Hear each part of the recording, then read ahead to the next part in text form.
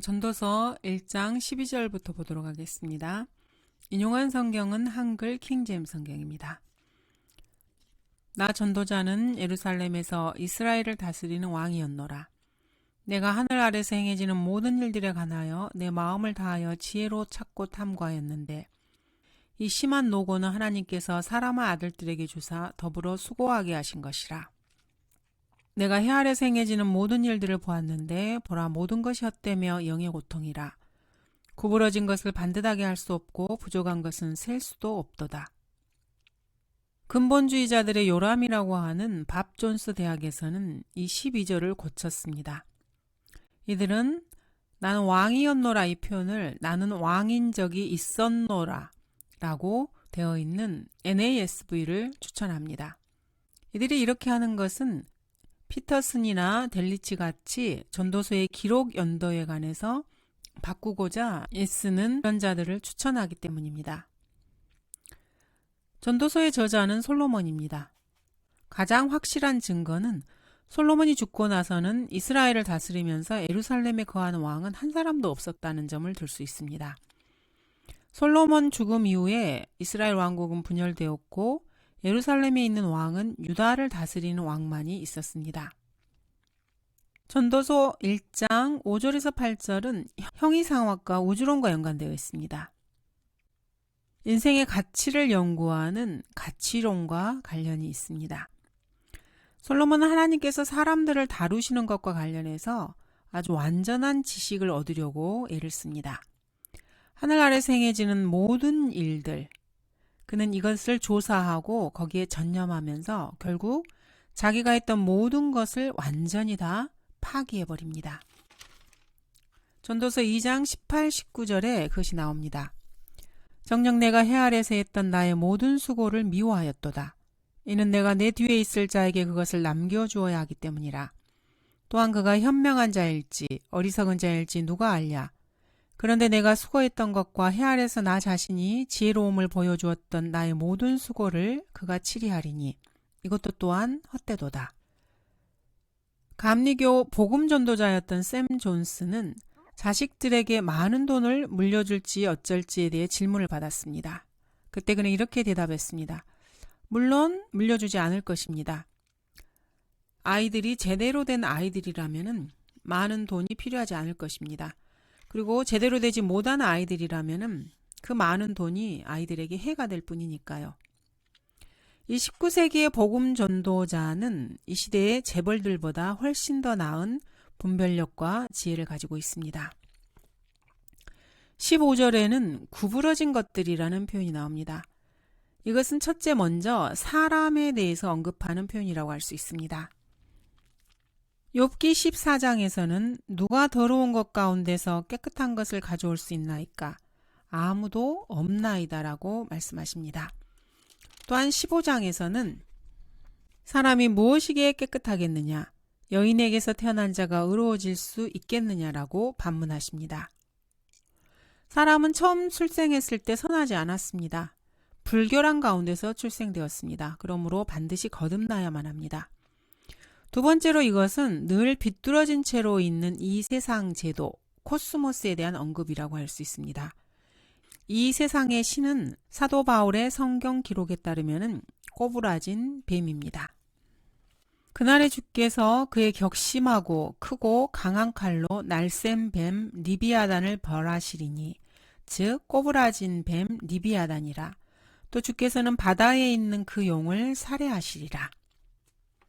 이 용이 바로 지금 현재 세상의 신입니다.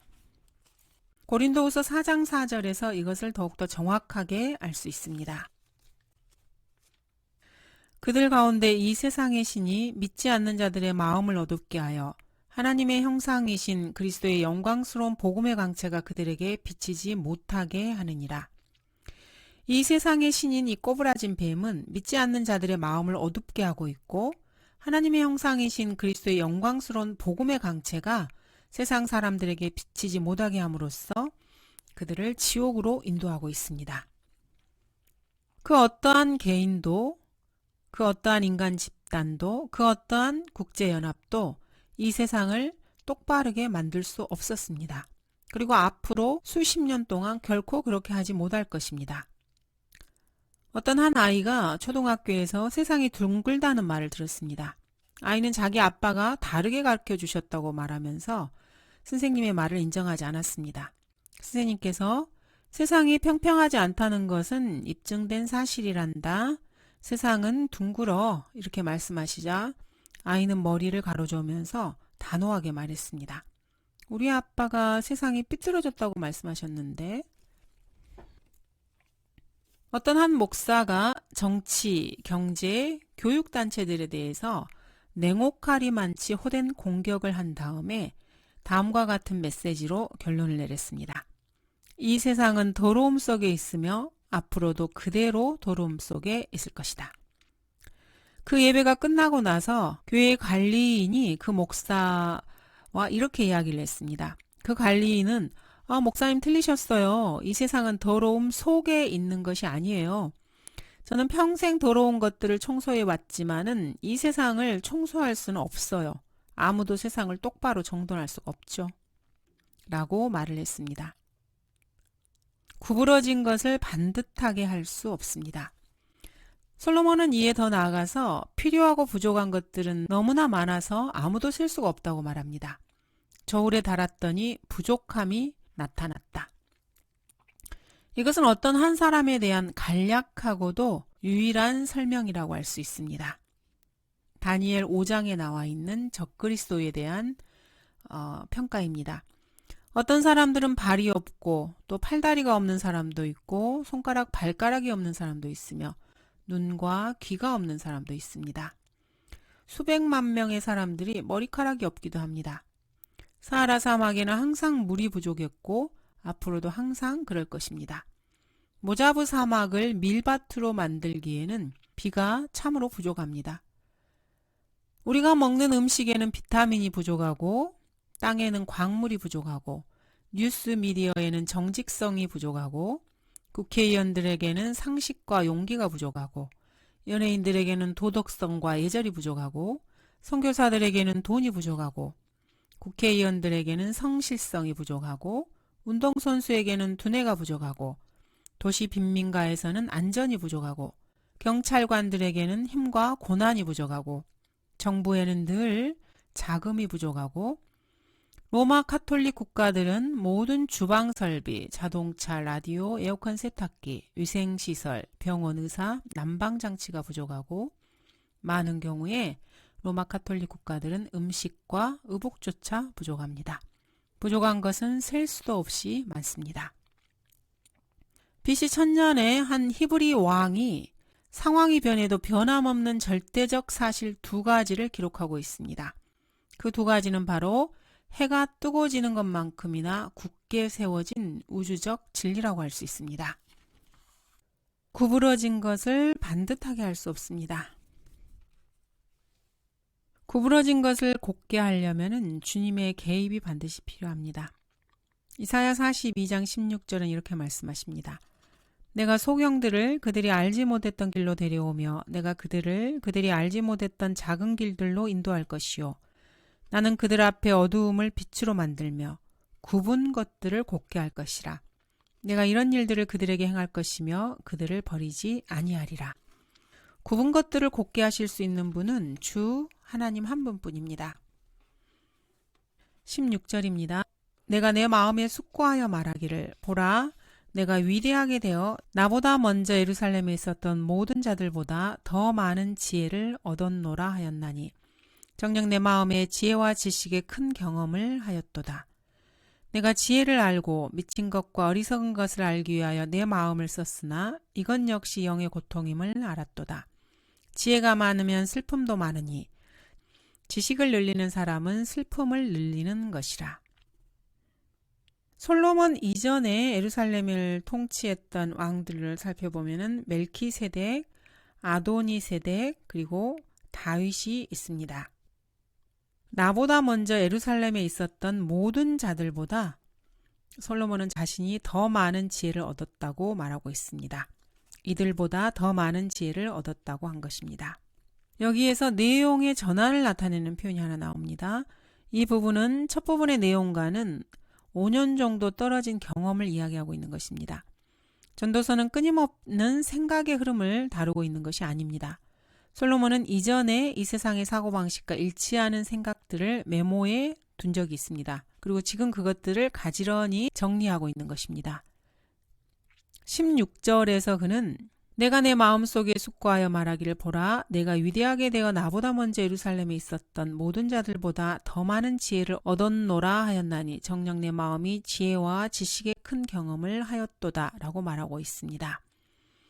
이것은 시편 13편 2절에서 솔로몬이 혼자서 되뇌이는 말과 같습니다.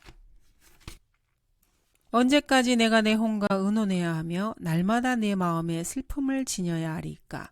언제까지 내 온수가 나를 누르고 의기양양하겠나이까? 이런 상황에 대해서 자기 스스로 마음속으로 생각하는 것입니다. 열왕기상 3장에 보면은 이 말씀은 사실 맞는 말씀입니다. 내가 또한 내게 구하지 아니한 재물과 명예를 내게 주었으니 내 평생의 왕들 중에 너와 같은 자가 없으리라. 주님께서 솔로몬의 기도에 응답하시고 하신 말씀이십니다. 포로기 이후에 어떤 정체모를 코엘렛, 학자들은 이 코엘렛이 전도서를 기록했다고 주장하고 있습니다. 이 코엘렛은 골리앗의 칼을 자기 것으로 주장할 수 없는 것과 마찬가지로 방금 읽은 본문의 구절들을 어떤 것도 자기 것으로 주장할 수 없습니다. 전도서 1장 16절은 경험론이라고 하는 철학을 나타내고 있습니다. 실험을 통해서 실제 경험을 통해 배우는 것입니다. 그보다 먼저 예루살렘에 있었던 자들은 아도니베색, 멜키세덱, 다윗, 그리고 사무엘하 5장 6절의 여부스인들이 있습니다. 13절에서 말한 욕구를 충족시킨 그는 결국에 2절의 결론에 도달합니다. 헛되고 헛되며 헛되고 헛되니 모든 것이 헛되도다. 14절도 같은 결론입니다. 내가 헤아리서 행해지는 모든 일들을 보았는데 보라 모든 것이 헛되며 영예의 고통이라. 그런데 13절과 이 17절 사이에는 긴 시간의 간격이 있다는 것을 주의하셔야 됩니다. 솔로몬은 이 문제에 착수해서 수년간 연구를 몰두한 후에 지혜를 늘리면 슬픔이 늘어난다고 결론을 내립니다. 지식을 늘리면 슬픔을 늘리게 되는 것이죠. 그러나 너 다니엘아 마지막 때까지 그 말씀을 닫고 그 책을 봉하라. 그때에는 많은 사람이 이리저리 달릴 것이요 지식이 증가하리라 하더라. 이 마지막 시대, 마지막 날들, 즉 교회 시대 끝에 있을 날들에는 이에 관해서 성경에서는 아주 위대한 예언들을 하고 있습니다. 사도 바울은 신약 시대의 그리스도인들에게 이 지식의 증가에 대해서 2번이나 경고를 하고 있습니다. 하나님께서는 사람이 점점 더 지식이 많아지게 될 것이라는 것을 인정하시고 인간이 하기로 구상한 일은 무엇이나 하게 될 것이라고 인정하셨습니다.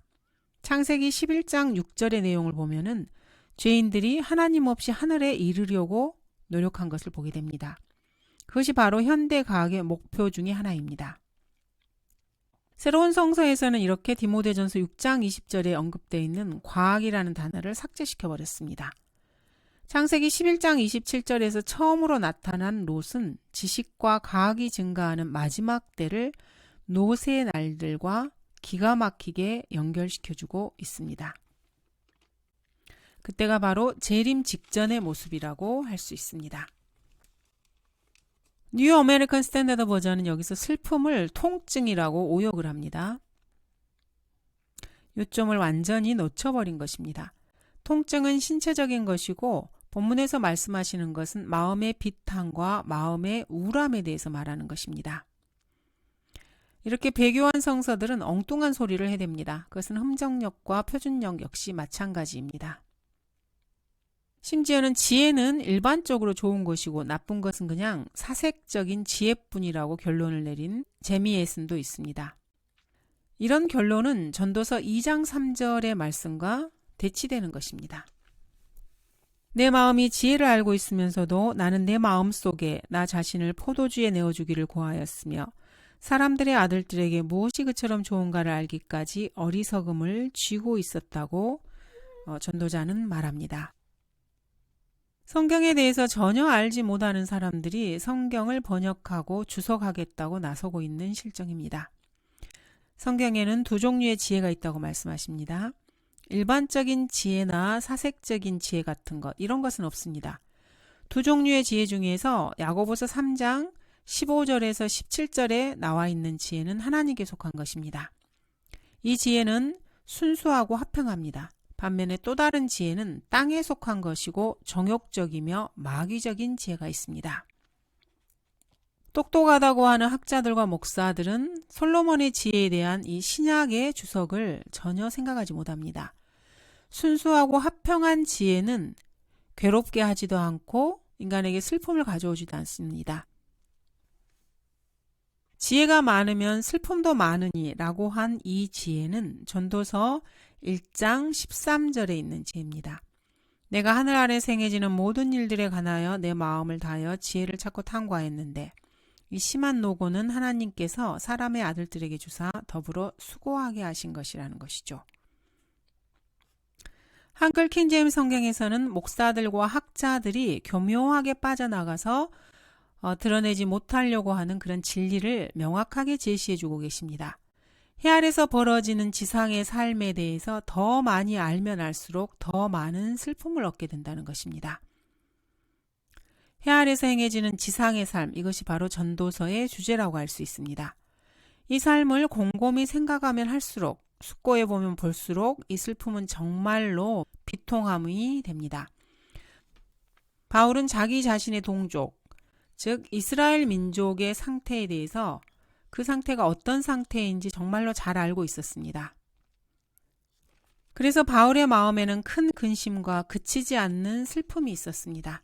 그럼에도 빌립보서에서 바울은 기뻐하라라고 말합니다. 그렇지만 그 마음에는 그치지 않는 슬픔이 있었습니다. 지식을 늘리면 슬픔을 늘리게 된다는 사실을 입증하기 위해서 전도서에서 한 가지 사례를 한번 보겠습니다. 전도서 4장 1절입니다. 그러므로 내가 돌이켜 해 아래서 행해진 모든 압제를 생각해 보았도다. 압제받았던 자들의 눈물을 보라. 그들에게는 위로자가 없었도다. 그들을 압제하는 자들 편에는 권세가 있었으나 그들에게는 위로자가 없었도다.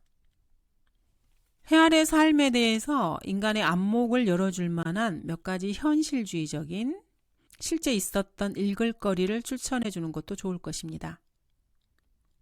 실제 인간사에서 어떤 일이 있었는지를 알게 되면은 우리 그리스도인들은 주님께서 빨리 돌아오셔야만 한다는 것을 절실하게 느끼게 될 것입니다.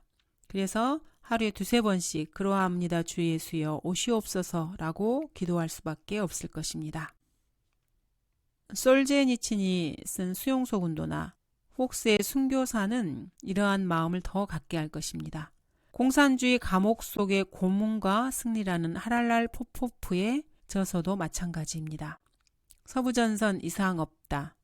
감옥벽보다 더 강하게. 리처드 움브란트 이런 책들을 읽어보시기 바랍니다. 또는 스테이너의 트레블랑카, 데오도르 플리버의 스탈린그라드도 여러분의 이러한 주님의 재림을 염원하게 해주는 인간사를 보는데 안목을 줄 것입니다. 이러한 책을 읽고도 주님의 재림에 관한 소망에 영향을 주지 못한다면 사형수가 감방에서 족쇄에 묶이고 사슬로 침상에 매인 포로들을 보시면 됩니다. 암과 에이즈와 삼도화상, 신장염, 호킨스병, 백혈병으로 죽어가는 사람들을 보시면 됩니다. 또는 소아병원에 가서 산소 텐트 속에 누워서 인공신장을 부착하고 정맥 주사를 맞고 있는 4살에서 10살 정도의 어린 아이들을 보시면 됩니다. 경련 환자 진료소에 가셔도 되고요. 그곳에서 아이들의 발이 무릎 부위에서 생겨났고 손은 팔꿈치 자리에서 뻗어나와 있는 것을 볼 수도 있을 것입니다. 어떤 아이들은 3도 화상 때문에 눈, 코, 입만 뚫려 있는 플라스틱 얼굴 덮개를 쓰고 있어야 하기도 합니다. 또 예쁜 10대 소녀가 휠체어에 타고 있고 나머지 여생을 평생 그대로 살아야 한다는 것을 보기도 합니다. 지식을 늘리는 사람은 슬픔을 늘리는 것이다. 이보다 더 참된 말은 없으므로 당연히 알렉산드리아 이단에서는 이 말씀을 삭제시키는 것이 맞습니다. 무지가 곧 행복이라는 그런 속담도 있습니다. 지금까지 전도서에서 나온 이런 자연 철학을 바울 서신에 있는 신약 계시와 비교해 볼 필요가 있습니다. 너무나도 극단적으로 대조를 이루고 있기 때문입니다. 믿음이나 믿음으로 행하는 것 등의 이야기는 모두가 다 거의 모두 다 이교도의 허튼 소리처럼 보일 정도입니다. 헛되고 헛되니 모든 것이 헛되도다. 전도서는 이렇게 기록하고 있는 반면에 바울은 각 사람은 자기의 수고에 따라 자기의 상을 받을 것이니라고 말합니다. 사람이 그의 모든 수고에서 무슨 유익을 갖겠는가라고 솔로몬은 말하는 반면에 바울은 너희의 수고가 주 안에서 헛되지 아니한 줄을 너희가 알미니라고 말합니다. 이 심한 노고는 하나님께서 사람의 아들들에게 주사라고 솔로몬은 기록하고 있는 반면 바울은 우리가 잠시 받는 가벼운 한난이 우리를 위하여 훨씬 뛰어난 영원한 영광의 비중을 이루어가기 때문이라고 말합니다. 부족한 것은 셀 수도 없다고 전도자가 말하는 반면에 나의 하나님께서 그리스도 예수를 통하여 영광 가운데서 그의 풍요함을 따라 너희의 모든 필요를 채워주실 것이라. 모든 것을 언제나 너희가 필요한 대로 가질 수 있게 하심으로 모든 선한 일에 넘치게 하시려는 것이라고 바울은 기록하고 있습니다. 지식을 늘리는 사람은 슬픔을 늘리는 것이라고 솔로몬 왕이 기록한 것과 달리 바울은 실로 모든 것을 손실로 여김은 그리스도 예수 나의 주를 아는 지식이 가장 고상하기 때문이라고 기록하고 있습니다. 그리고 그의 안에는 모든 지혜와 지식의 보화가 감추어져 있다고 말합니다. 솔로몬이 접근한 세상사를 바라보는 관점은 그리스도인의 관점이 아닙니다. 세상 사람의 견지에서 인생에 접근하고 있는 것이 분명합니다. 솔로몬 왕은 세속적인 관점을 취하고 있습니다. 이 관점은 성경적인 그리스도인의 신앙과는 전혀 관계가 없고 공통점도 없습니다. 여기는 참으로 엄청난 의미가 있습니다. 바로 현대인들이 성경적 그리스도인 신앙을 발 아래 짓밟고 3000년 동안 계시된 진리를 고의적으로 거부함으로써 결국 그리스도께서 오시기 이전인 BC 1000년의 이교 신앙으로 퇴보해 버렸다는 것을 보여주는 것입니다. 미국 달러 지폐에는 국세 도장이 있는데 여기에는 다가올 신세계 질서, 즉 뉴 에이지 사상을 보여주고 있습니다. 그 도장은 노브스 오르도 세클로룸이라고 되어 있는데 그 말은 새로운 세계 질서라는 뜻입니다. 새로운 시대를 위한 새 질서. 이것은 하나님의 권위를 완전히 제거해버리는 것입니다. 하나님께는 더 이상 아무런 권리가 없습니다. 모든 권리는 시민이 차지하게 될 것입니다. 라오디케아에는 세상 사람들의 권리라는 뜻입니다. 솔로몬은 삶의 문제들을 지적하면서 진정한 해결책을 전혀 제시하지 않습니다. 지금까지 그 어떤 구절에도 안주할 수가 없습니다. 하나님과 하나님의 계시를 제쳐놓은 삶은 그냥 헛되기만 합니다. 그뿐 아니라 그러한 삶은 참으로 대참사라고 할 수 있습니다. 하지만 그리스도인이라면 기운을 내시기 바랍니다. 아직 솔로몬은 최악의 것은 말도 하지 않았습니다. 모든 교육, 텔레비전과 라디오 방송, 신문, 잡지의 궁극적인 목표는 다음과 같습니다. 첫 번째, 성경대로 믿는 목사와 거리 설교자들을 모두 체포해서 투옥할 것. 두 번째, 회사 경영진, 정치인, 연방 판사들을 제외하고는 사람들의 사유재산을 완전히 폐지할 것. 세 번째, 모든 어머니들이 정통 유대교 혹은 정통 기독교 같이 무언가 자녀에게 가르치는 것을 금지하고 국가가 아이들을 훈련시키고 교육시킬 것. 모든 일에 있어서 국가에 절대 복종한다는 것을 전제로 해서 요람에서 무덤까지 모든 것을 보장해주는 사회복지국가. 다섯 번째, 정치인, 신문 잡지기자, 연방판사, 경찰관들을 제외하고는 모든 사람들이 가진 무기를 몰수할 것. 6번째, 낙태, 음란물, 마약, 성도착을 합법화할 것. 7번째, 일부 일처제와 혼인서약을 폐지할 것. 이것이 바로 문명사회가 3000년 동안의 계시를 거부한 것으로 인해서 치러야 하는 대가라고 할 수 있습니다. 감사합니다.